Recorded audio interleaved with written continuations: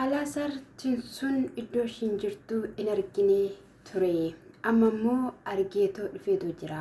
Viidiyoo immoo otoo ishiin hin argine akkasumadhaan siniif waraabuu hin barbaanne. Haati kiyyas hin deemne bakka ishiin jirtu eessuma kiyya bira turte. Amma immoo ishii faana tinsuudhaan barbaaduudhaaf jirra. Insobiini ani ishii barbaadu hin fedhu. Dubartii safuu fi aadaa hin beekne. Ashamaa akkam jirtu hordoftoonni Lammiif YouTube marti keessan sinin jecha. Lammiif YouTube subscribe like godhaa sinin jechuun jaaladha lammiiwwan kiyya. Egaa dhugaa dubbachuudhaa fi haati Alaazar wanta baay'ee nama gaddisiisuu fi wanta dhugaa dubbachuudhaaf laphee namaa cabsu kan ishiin hojjetteetoo jirtu jechuudha. Alaazar tinsuudhaan hin barbaada, tinsuunis immoo Alaazariidhaan hin barbaadde jechuudha.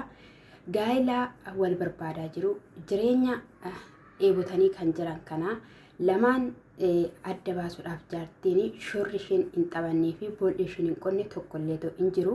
Waaqayyo kan akkanaa sin haa oolchuu sinin jechuun jaaladha obboleeyyan kiyyaa qaalii. Haa ta'uyyuu malee anamma akka nama tokkotti yeroon taa'ee itti yaadu jechuudha.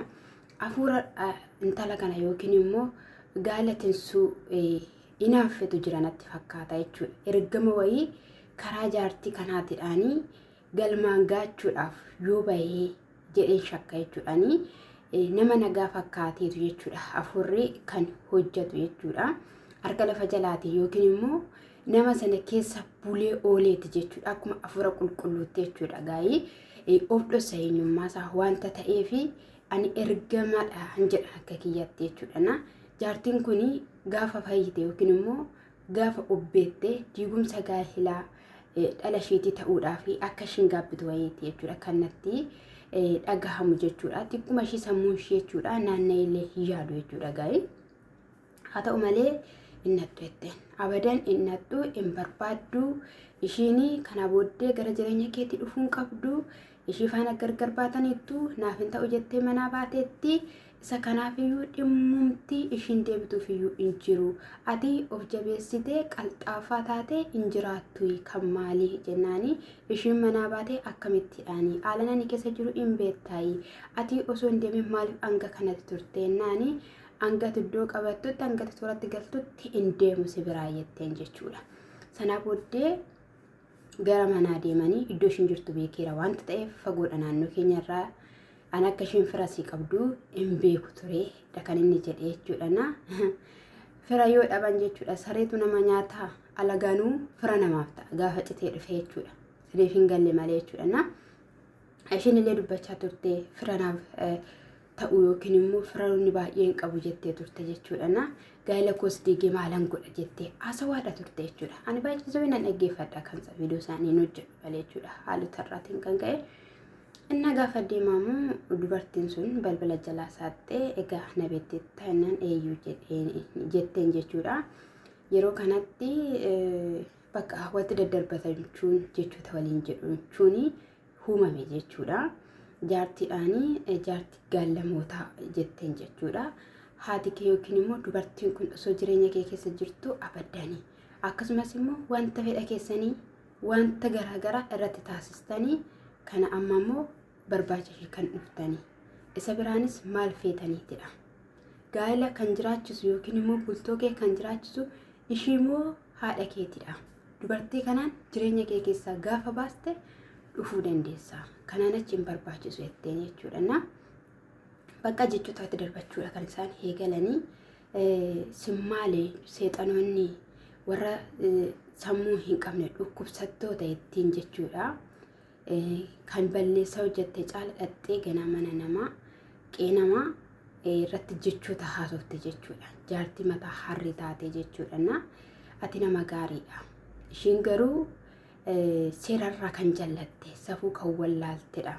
Gaa'ila kee diiguudhaaf jetteeni gaallamoota ittiin seexana jettiin maaltu akkana si godha inni akkana si taasisu maalidha jettiin jechuudha.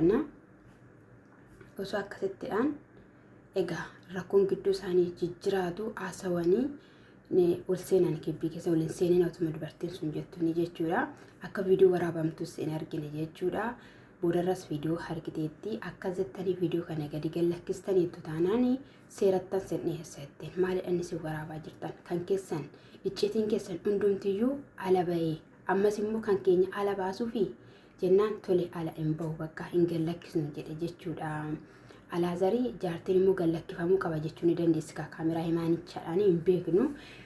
Sana booda bakka haadha koo calli jedhee haadha koo dhiisi bakka maalidhaa jechaanii suuta jedheennan inni argitu akkatti isheen haasoftu inni argitu qeeshii keessatti akkam akka isheen godhattu safuu warra hin beekne safeeffata warra hin beekne warra maaliiti jalqaba irratti iyyuu isheen maatii keenyatti dabalamuu hin qabdu safuu hin beektu safeeffata hin beektu jennaan situ yoo gorsite seeraan maal hin gorsirree lammii warra dhaban fira waan hin qabne sitti fakkaate zarii keenya keessa wanta akkanaa jiru jetteen jechuudha dubartittiin.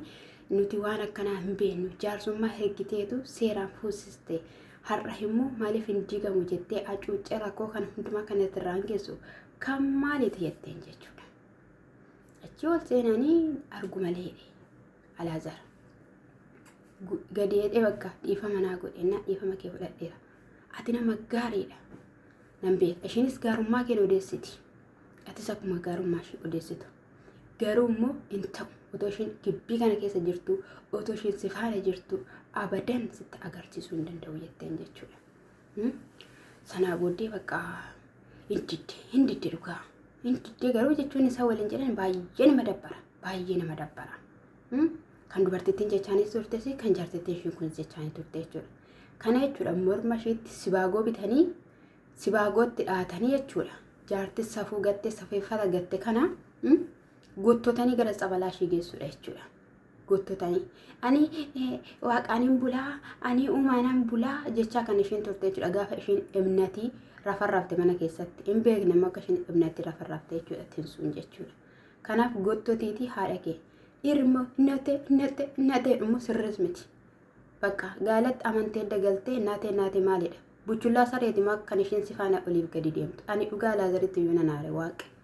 Dhiiran ta'u abbaa manaadha maal haadha isaa sosobuu geesse booda bakka akka hin baate hin baastee isaanis hin baanii achi booddee kan inni isin jedhu maalidha nakkanaa abadan osoo nani jiru ishii faana iddoo tokkotti deebitanii zarii uumtanii dhala godhattanii hin jiraattan ishii faana zariin akkasiif jiraatu hin fedhu isheen seera gantuu safuu gattuu aadaa kan hin beekne maalii kan hin beekne kan akkanaa nuuf hin taatu jette.